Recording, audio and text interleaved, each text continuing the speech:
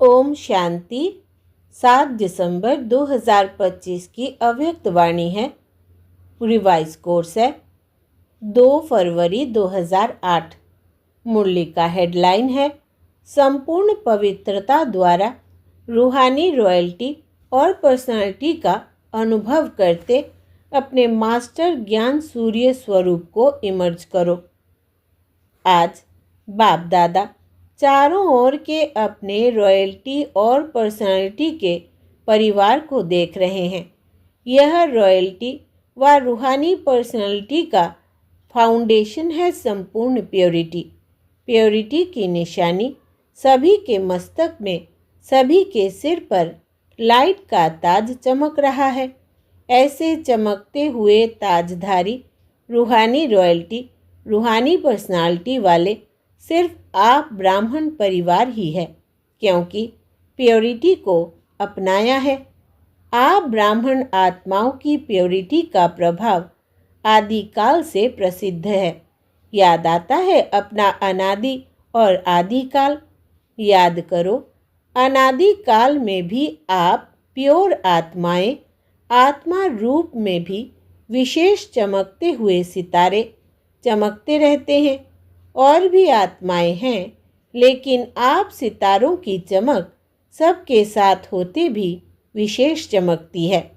जैसे आकाश में सितारे अनेक होते हैं, लेकिन कोई कोई सितारे स्पेशल चमकने वाले होते हैं।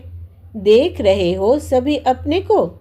फिर आदि काल में आपके प्योरिटी की रॉयल्टी और पर्सनालिटी कितनी महान रही है। सभी पहुंच गए आदिकाल में। पहुंच जाओ, चेक करो मेरी चमकने की रेखा कितनी % में है। आदिकाल से अंतिम काल तक आपके प्योरिटी की रॉयल्टी पर्सनालिटी सदा रहती है। अनादि काल का चमकता हुआ सितारा, चमकते हुए बाप के साथ साथ निवास करने वाले अभी अभी अपनी विशेषता अनुभव करो। पहुंच गए सब अनादिकाल में। फिर सारे कल्प में आप पवित्र आत्माओं की रॉयल्टी भिन्न भिन्न रूप में रहती है, क्योंकि आप आत्माओं जैसा कोई संपूर्ण पवित्र बने ही नहीं है। पवित्रता का जन्म सिद्ध अधिकार आप विशेष आत्माओं को बाप द्वारा प्राप्त है। अभी आदिकाल में आ जाओ।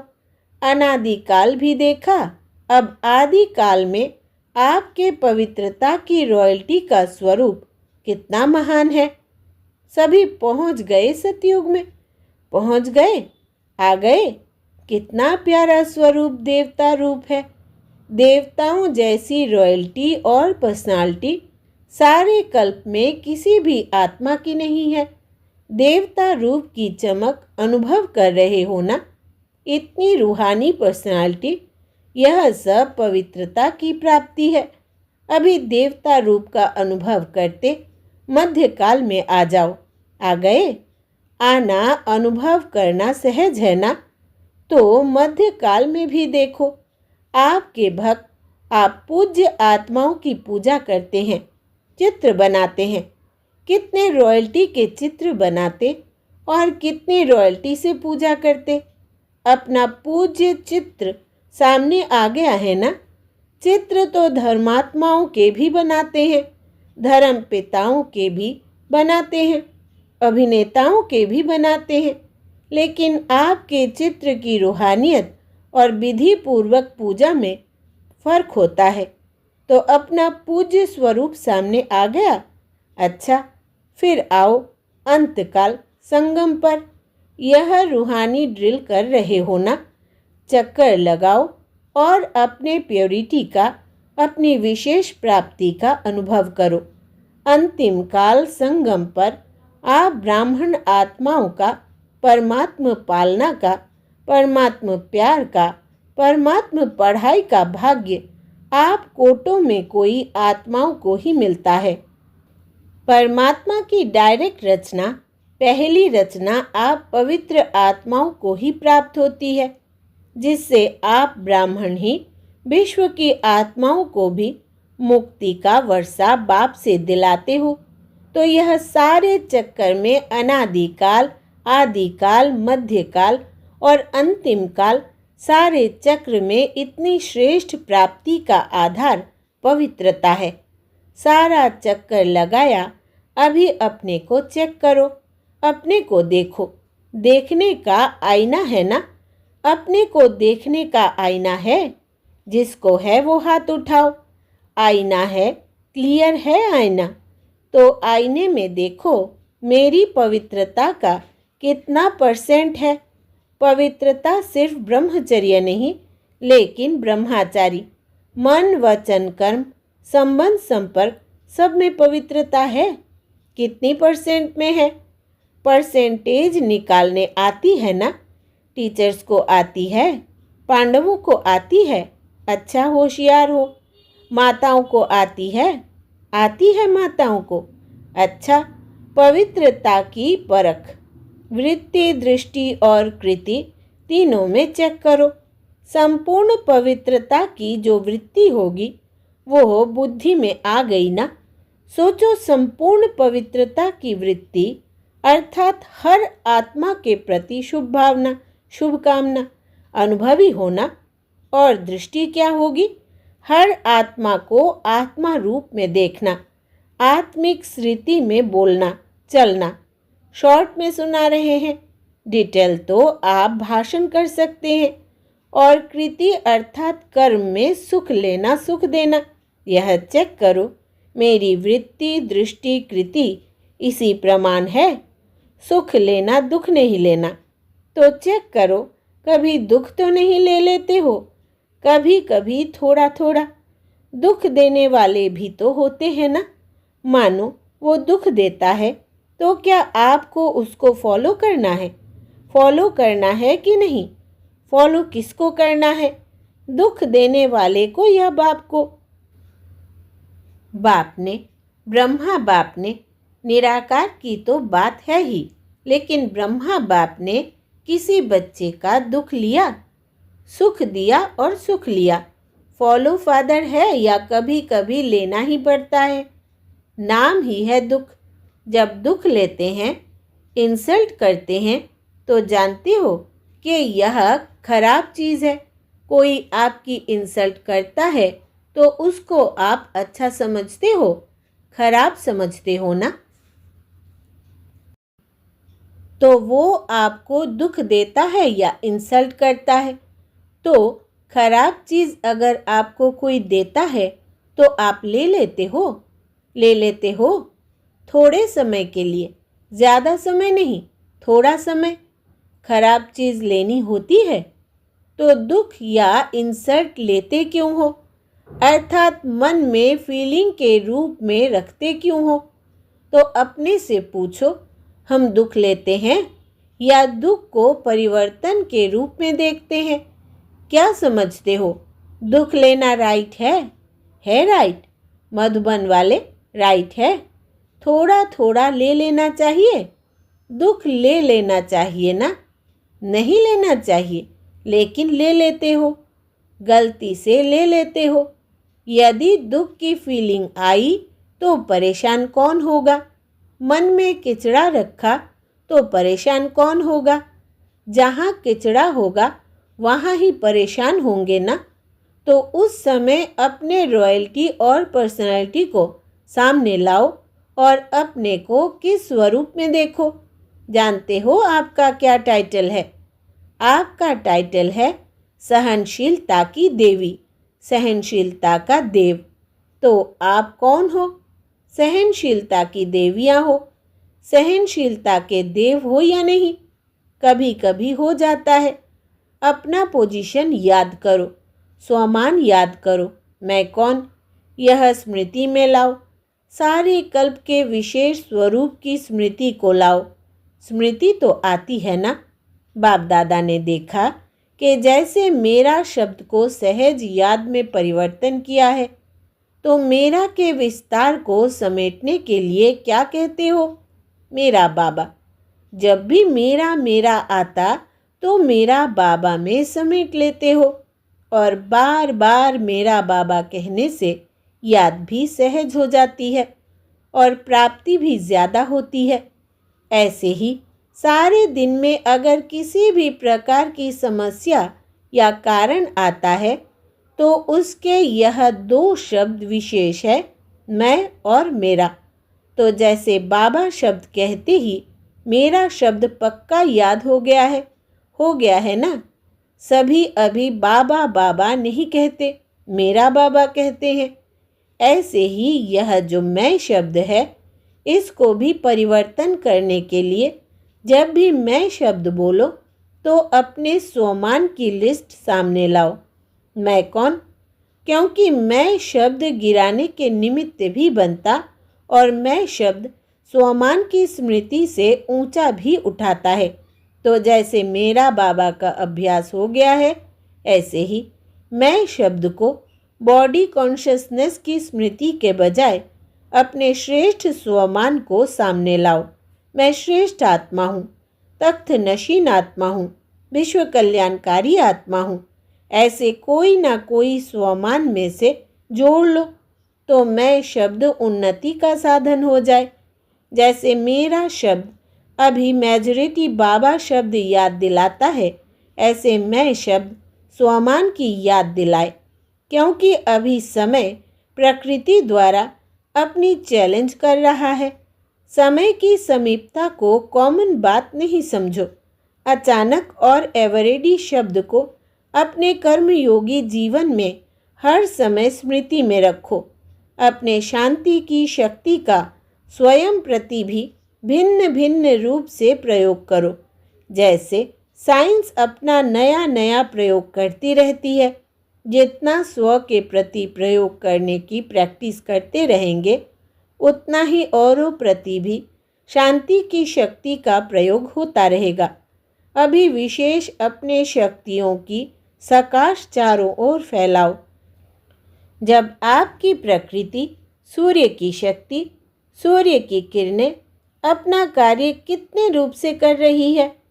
पानी बरसाता भी है, पानी सुखाता भी है, दिन से रात, रात से दिन करके दिखाता है। तो क्या आप अपने शक्तियों की सकाश वायुमंडल में नहीं फैला सकते?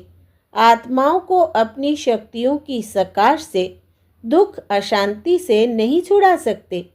ज्ञान सूर्य स्वरूप को इमर्ज करो, किरणें फैलाओ, सकाश फैलाओ। जैसे स्थापना के आदिकाल में बाप दादा के तरफ से अनेक आत्माओं को सुख शांति की सकाश मिलने का घर बैठे अनुभव हुआ, संकल्प मिला, जाओ।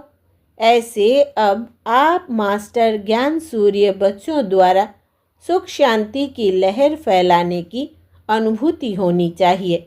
लेकिन वो तब होगी, इसका साधन है मन की एकाग्रता, याद की एकाग्रता। एकाग्रता की शक्ति को स्वयं में बढ़ाओ। जब चाहो, जैसे चाहो, जब तक चाहो, तब तक मन को एकाग्र कर सको। अभी मास्टर ज्ञान सूर्य के स्वरूप को इमर्ज करो और शक्तियों की किरणें सकाश फैलाओ। बाप दादा ने सुना और खुश है कि बच्चे सेवा के उमंग उत्साह में जगह जगह पर सेवा अच्छी कर रहे हैं। बाप दादा के पास सेवा के समाचार सब तरफ के अच्छे अच्छे पहुँचे हैं। चाहे प्रदर्शनी करते हैं, चाहे समाचार पत्रों द्वारा, टीवी द्वारा संदेश देने का कार्य बढ़ाते जाते हैं। संदेश भी पहुंचता है। संदेश अच्छा पहुंचा रहे हो। गांव में भी जहां रहा हुआ है, हर एक जोन अच्छा अपनी अपनी एरिया को बढ़ा रहा है। अखबारों द्वारा, टीवी द्वारा, भिन्न भिन्न साधनों द्वारा उमंग उत्साह से कर रहे हो। उसकी सब करने वाले बच्चे को बाप दादा बहुत स्नेह युक्त दुआओं भरी मुबारक दे रहे हैं। लेकिन अभी संदेश देने में तो अच्छा उमंग उत्साह है और चारों ओर ब्रह्मा कुमारीज क्या है, बहुत अच्छा शक्तिशाली कार्य कर रही है। यह भी आवाज़ अच्छा फैल रहा है और बढ़ता जा रहा है। लेकिन लेकिन सुनाए क्या? सुनाए लेकिन ब्रह्मा कुमारियों का बाबा कितना अच्छा है, वो आवाज़ अभी बढ़ना चाहिए। ब्रह्मा कुमारियाँ अच्छा काम कर रही है, लेकिन कराने वाला कौन है? अभी यह प्रत्यक्षता आनी चाहिए। बाप आया है, यह समाचार मन तक पहुंचना चाहिए। इसका प्लान बनाओ। बाप दादा से बच्चों ने प्रश्न पूछा कि वारिस या माइक किसको कहें। माइक निकले भी है, लेकिन बाप दादा माइक अभी के समय अनुसार ऐसा चाहते हैं या आवश्यक है जिसके आवाज़ की महानता हो। अगर साधारण बाबा शब्द बोल भी देते हैं, अच्छा करते हैं, इतने तक भी लाया है, तो बाप दादा मुबारक देते हैं। लेकिन अभी ऐसे माइक चाहिए जिनके आवाज़ की भी लोगों तक वैल्यू हो, ऐसे प्रसिद्ध हो। प्रसिद्ध का मतलब यह नहीं कि श्रेष्ठ मर्तबे वाला हो, लेकिन उसका आवाज़ सुनकर समझे कि यह कहने वाला जो कहता है इसकी आवाज़ में वैल्यू है। अगर यह अनुभव से कहता है तो उसकी वैल्यू हो। जैसे माइक तो बहुत होते हैं, लेकिन माइक भी कोई पावर वाला कितना होता है, कोई कितना होता है। ऐसे ही ऐसा माइक ढूंढो जिसकी आवाज़ में शक्ति हो। उसकी आवाज़ को सुनकर समझ में आवे कि यह अनुभव करके आया है तो अवश्य कोई बात है। लेकिन फिर भी वर्तमान समय हर जोन, हर वर्ग में माइक निकले ज़रूर है। बाप दादा यह नहीं कहते कि सेवा की प्रत्यक्ष रिजल्ट नहीं निकली है, लेकिन अभी समय कम है और सेवा के महत्व वाली आत्माएं अभी निमित्त बनानी पड़ेगी जिसके आवाज़ की वैल्यू हो। मर्तबा भले नहीं हो, लेकिन उनकी प्रैक्टिकल लाइफ और प्रैक्टिकल अनुभव की ऑथोरिटी हो। उनके बोल में अनुभव की ऑथोरिटी हो। समझा कैसा माइक चाहिए? वारिस को तो जानते ही हो, जिसके हर श्वास में, हर कदम में बाप और कर्तव्य और साथ साथ मन वचन कर्म, तन मन धन, सब में बाबा और यज्ञ समाया हुआ हो। बेहद की सेवा समाई हुई हो, सकाश देने की समर्थी हो। अच्छा, अभी 1 सेकेंड में 1 सेकेंड हुआ। 1 सेकेंड में सारी सभा जो भी जहाँ है वहाँ मन को एक ही संकल्प में स्थित करो। बाप और मैं परमधाम में अनादि ज्योतिर्बिंदु स्वरूप हूँ। परमधाम में बाप के साथ बैठ जाओ। अच्छा, अभी साकार में आ जाओ। अभी वर्तमान समय के हिसाब से मन बुद्धि को एकाग्र करने का अभ्यास। जो कार्य कर रहे हो उसी कार्य में एकाग्र करो। कंट्रोलिंग पावर को ज़्यादा बढ़ाओ। मन बुद्धि संस्कार तीनों के ऊपर कंट्रोलिंग पावर। यह अभ्यास आने वाले समय में बहुत सहयोग देगा। वायुमंडल के अनुसार 1 सेकेंड में कंट्रोल करना पड़ेगा, जो चाहे वही हो। तो यह अभ्यास बहुत आवश्यक है। इसको हल्का नहीं करना, क्योंकि समय पर यही अंत सुहानी करेगा। अच्छा, चारों ओर के डबल तख्त नशीन, बाप दादा के दिल तख्त नशीन, साथ में विश्व राज्य तख्त अधिकारी, सदा अपने अनादि स्वरूप, आदि स्वरूप, मध्य स्वरूप, अंतिम स्वरूप में जब चाहे तब स्थित रहने वाले, सदा सर्व खजानों को स्वयं कार्य में लगाने वाले और औरों को भी खजानों से संपन्न बनाने वाले सर्व आत्माओं को बाप से मुक्ति का वर्षा दिलाने वाले ऐसे परमात्मा प्यार के पात्र आत्माओं को बाप दादा का याद प्यार, दिल की दुआएं और नमस्ते। ऐसे प्यारे बाप दादा को हम बच्चों का दिल से याद प्यार, गुड मॉर्निंग और नमस्ते बाबा, नमस्ते। वरदान है आज का। साथी और साक्षीपन के अनुभव द्वारा सदा सफलता मूर्त भव। जो बच्चे सदा बाप के साथ रहते हैं वो साक्षी स्वतः बन जाते हैं, क्योंकि बाप स्वयं साक्षी होकर पाठ बजाते हैं तो उनके साथ रहने वाले भी साक्षी होकर पाठ बजाएंगे। और जिनका साथी स्वयं सर्वशक्तिवान बाप है वे सफलता मूर्त भी स्वतः बन ही जाते हैं।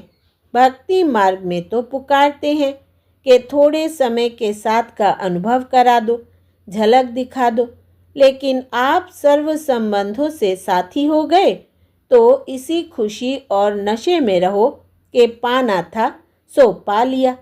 स्लोगन है, व्यर्थ संकल्पों की निशानी है मन उदास और खुशी गायब। व्यर्थ संकल्पों की निशानी है मन उदास और खुशी गायब। अव्यक्त इशारे। अब संपन्न व कर्मातीत बनने की धुन लगाओ। बहुत काल अचल अडोल निर्विघ्न निर्बंधन निर्विकल्प निर्विकर्म अर्थात निराकारी निर्विकारी और निरहंकारी स्थिति में रहो, तब कर्मातीत बन सकेंगे। सेवा का विस्तार भल कितना भी बढ़ाओ, लेकिन विस्तार में जाते सार की स्थिति का अभ्यास कम ना हो। विस्तार में सार भूल ना जाए।